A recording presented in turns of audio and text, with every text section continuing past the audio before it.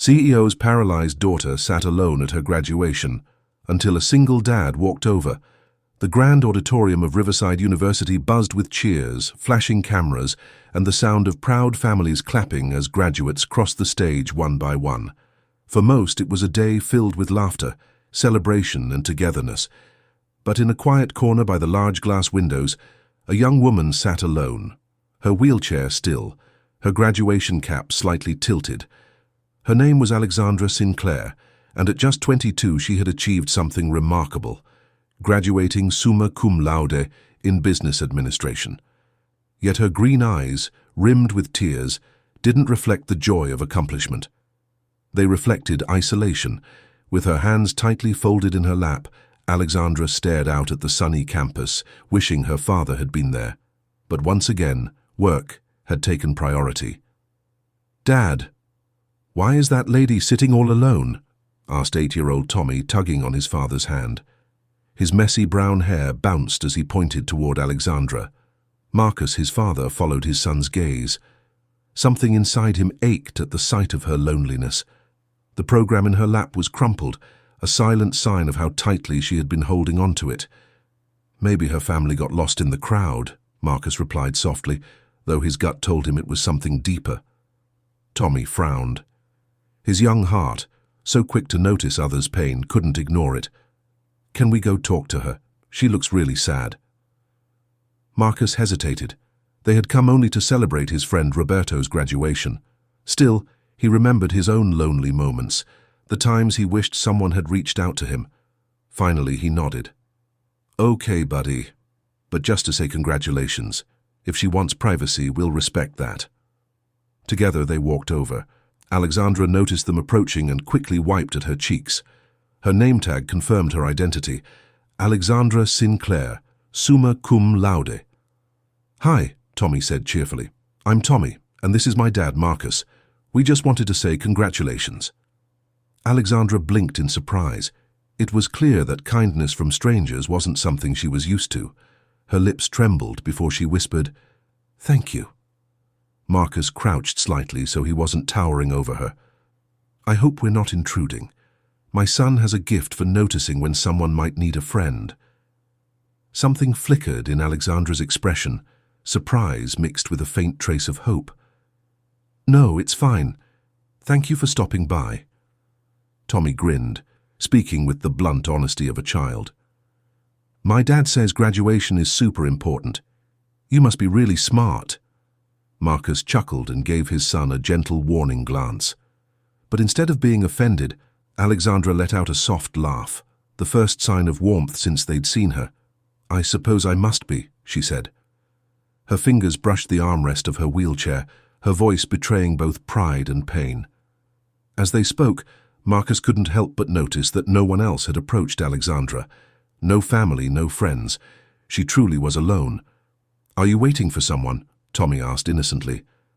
Alexandra hesitated before admitting quietly, "No. My father couldn't make it. He's overseas for work." Marcus's chest tightened. He understood that loneliness all too well. Marcus felt a pang of sympathy as Alexandra's words hung in the air.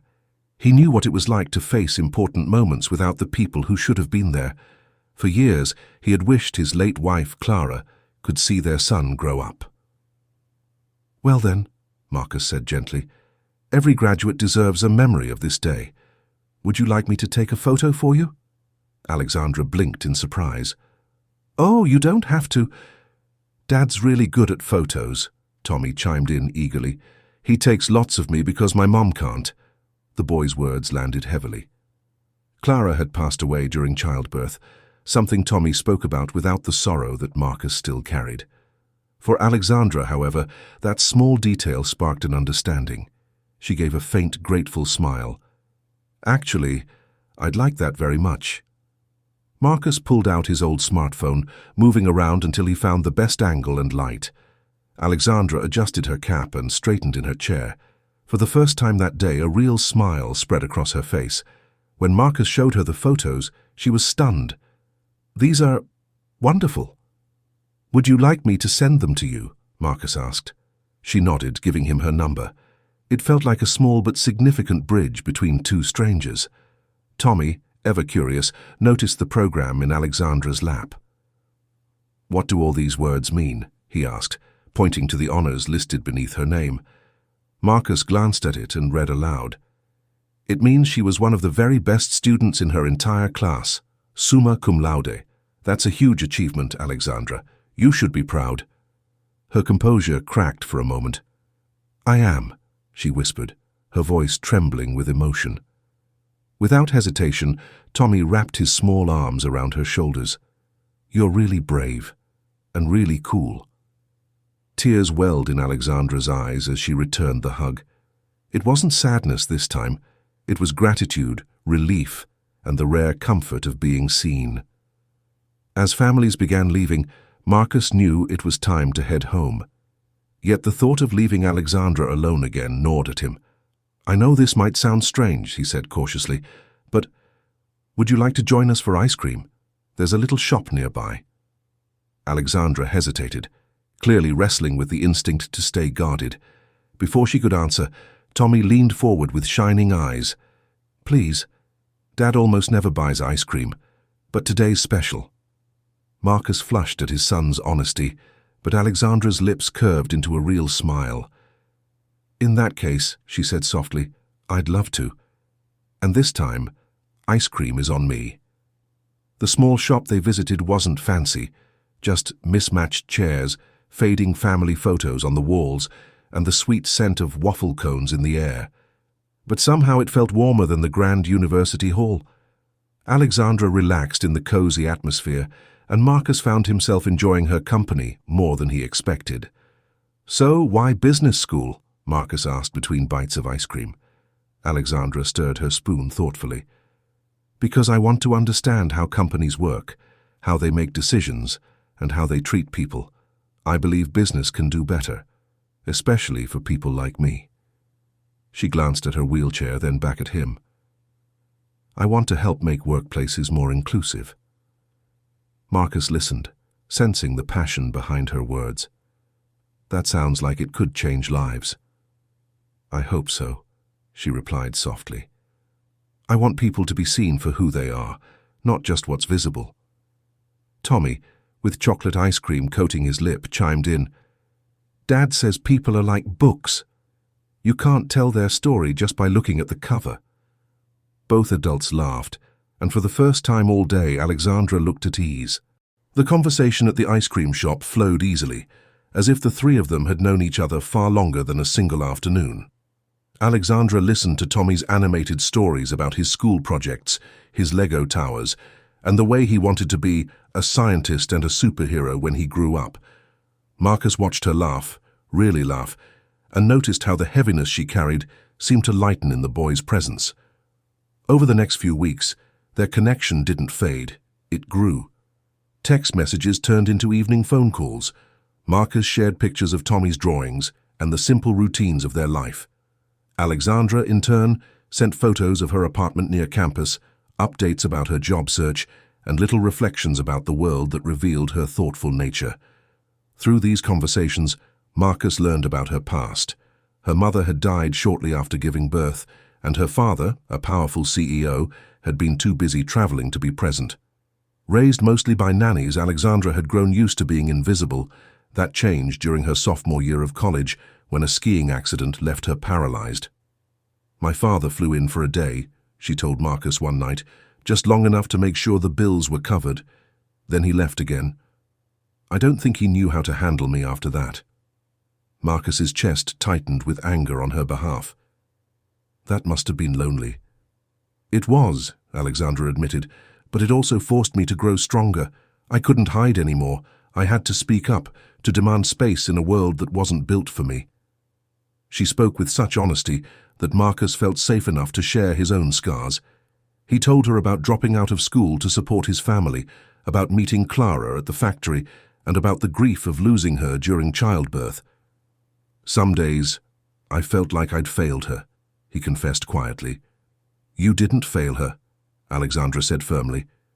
"You've given Tommy more love and attention than many children ever receive. That's not failure. That's strength." Their friendship deepened into something more, though neither spoke the word love at first. Tommy, however, had no hesitation. He began calling Alexandra his almost aunt, drawing her into their family as naturally as breathing. He even begged her to come to his school's father-son picnic. Marcus worried it might feel strange, but Alexandra accepted with enthusiasm. That sunny afternoon at Riverside Park changed everything. Alexandra chatted easily with children, answering their questions about her wheelchair with humor and patience. Marcus watched her with awe, realizing she would make a wonderful mother one day. Sitting beside her on a blanket, he finally admitted what his heart had known for weeks. "I used to think Tommy and I were incomplete," he said, "but maybe we were already whole. We just needed the right person to share it with." Her green eyes glistened. She squeezed his hand. "And I used to think I was too complicated for anyone to stay, but with you two, I feel like I'm exactly where I belong." Months later, Alexandra received a job offer from a major consulting firm. It was everything she had dreamed of, except it required relocating across the country. Torn between ambition and love, she confessed her dilemma to Marcus. His instinct was to encourage her to go, but Alexandra shook her head. "What if my dream has changed? What if my dream is us?" That night they finally said the words out loud. "I love you." A year later, Marcus stood in the same auditorium where they had first met.